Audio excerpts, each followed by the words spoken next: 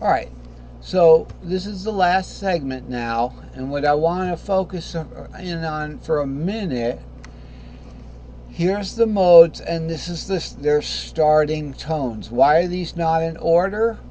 Because the way that the pattern stack up, this is how they stack up. Notice 5 goes to root is a perfect fourth, root going to 4 is a perfect fourth, 4 to 7 in the Lydian is an augmented. Okay, 7 to 3 is a perfect fourth, 3 to 6 is a perfect fourth, and 6 to 2. There's always one oddball in the group, right? So you this is inherent, Lydian fourth to the seventh. Let's see. Let's see now.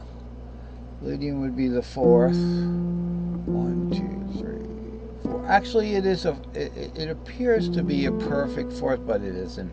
Whatever. We'll look into that some more. We'll touch back down on that. The point is, that's why they're in the order that they're in, because this is the order they're going to be played in the pattern stacks. Okay, so I can go back a few charts and I will show you what I mean when in that particular order. Come on, keep going, keep going.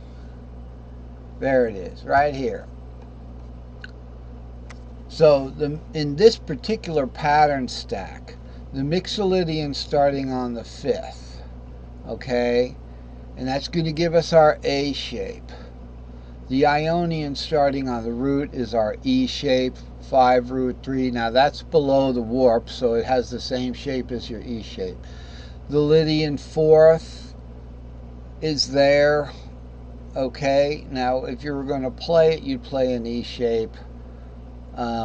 You just trust me on that, but this is the scale, because you can't do a regular E shape pentatonic or diatonic from the fret, from the open fret nut or capo.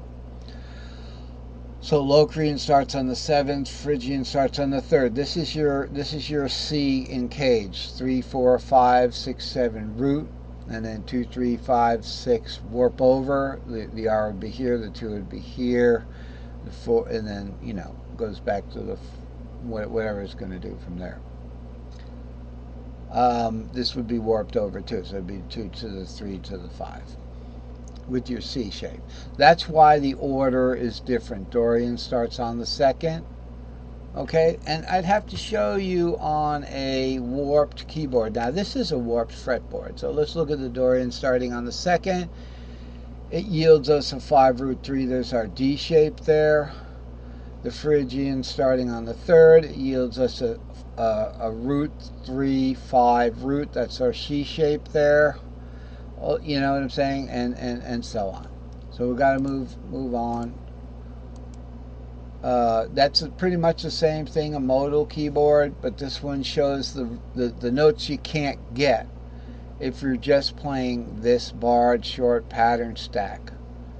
Okay, so if you start on the 3 here, there's okay, 3 is the only one, the C-shaped is the only one in cage that you can get all of them. If you start on the 2 over here, you're not going to be able to get this 3rd. So you'd have to go, see, 2, 3, in pentatonic, what's going on? That's 2nd, 3rd. When it goes over here, that 2nd, 3rd you wouldn't be able to get if this was the capo or the fret nut. So you'd want to be playing the long pattern starting here, 2, 3, 5, 6, or 2, 3. Taking an S3L, S3XL away from the fret nut there. So that's what that is, just showing some of the inaccessible notes, and again the same thing. This is the E fret nut as if the root was E. This is the D fret nut as if the E was the 2nd of something, so that would be the key of D. This is the C fret nut, the C-shaped fret nut. See, C-shaped? As if the E was the third of something, that would be the key of C. Again, it just goes on and on. As if the E was the fifth of something, that would be the key of A. Okay, as if E was the sixth of something, as you know, E is the sixth of the key of G. That is the key of G right there. You got most of these notes there. However, there's a 7 here you can't get.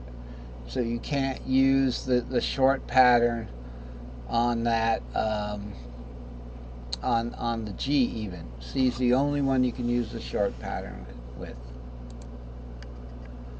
Same thing here. This is the unwarped, but it's showing these hyper frets, and then they warp into place. Here, this is the modal keyboard. All right. This only works all within the same key. It's not like what we were talking about earlier. If we could get all the way back up there. A few charts, chart hopping here. Intervals, you should know your intervals. Okay, this is a perfect fourth, is straight up. Unless the warp is there. And that's only between, you know, the third to less and the second to highest string.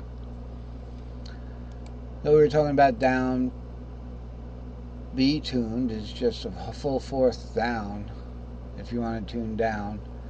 This was more of the same thing, just pretty much outlining the building blocks. Okay, S3S is the short one, and S2L, these you use to build your pentatonics, but they get warped. So for instance, when the 6 warps over up to here, right, so you got 6, 7, R here, then you get your familiar D shape. That puts the R out in the lead, and then when you double the bottom string, it goes on top, and you got 5, R3. This is the color code that I have on my new guitars. All right, C is always going to be yellow, G is always going to be red, E is going to be green, etc., etc., etc. And I added the 2 colors this year. It's great. I can find, and there it is. This is my new keyboard, my new fretboard right here. So we got that would be a D because it's purple, and this is the E.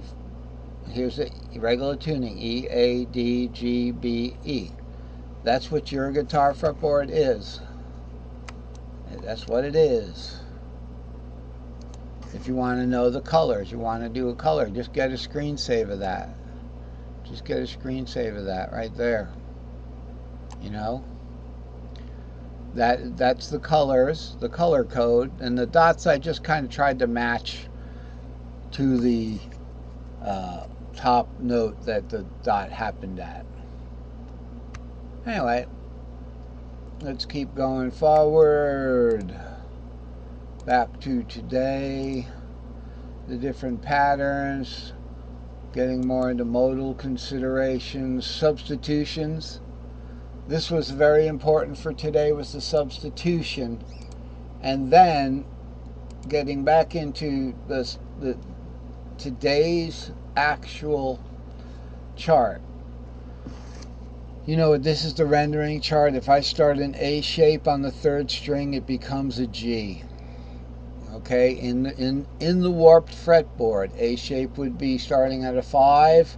It will go 5, 6, R, 2, 3, 5, 6, R, 2, 3, 5, 6. That's an A shape. But if I start an A shape from string number 3, it becomes a G. Where's my 5 on string number 3? It is right there. Here we go, A shape, 5, 6, root 2. Oh, we got a warp. 3, 5, 6, R. Well, guess what? G is the only cage shape that has an S2L on the top like that. It becomes a G. That's all that chart says. This, again, this says that the Lydian 4th is within the chamber of the Phrygian 3rd. So it's like an E plus shape. And the Locrian is one down from the chamber of the E shape, so it's like a C minus shape. It's a C minus shape. That's it. Good luck.